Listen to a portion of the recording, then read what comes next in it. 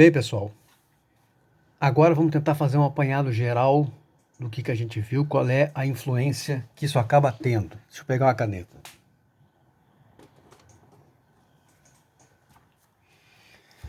Como é que se comporta a curva da função de produção no curto prazo?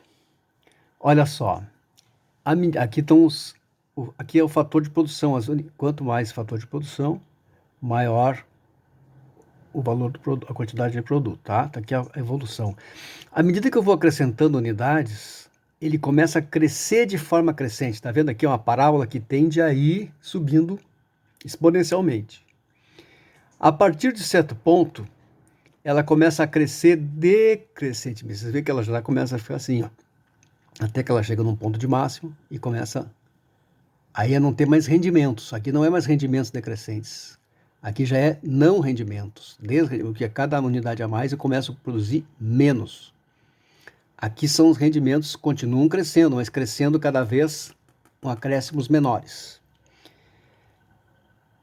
É mais ou menos a curva de rendimentos crescentes, a parte dos rendimentos crescentes da curva, é mais ou menos, imagina assim, um mini mercado, de um certo porte. Tendo um funcionário, ele funciona bem. Tendo 5, ele aumenta muito a produção. Até 10, ele vai aumentando rapidamente. À medida que eu começo a contratar 11, 12, 13, ele começa a aumentar a produção, mas não tanto. Certo? Chega um ponto até que tem 20 funcionários, já é o total máximo que ele pode ter. Depois tem excesso de funcionário, os caras começam até a atrapalhar os clientes. Não sei se vocês conseguem entender isso aqui, ou seja, passa a cair o rendimento. Então, a ideia basicamente é essa aqui, tá? A função de produção começa ascendendo de forma exponencial crescente, depois ela cresce de forma decrescente e passa a cair.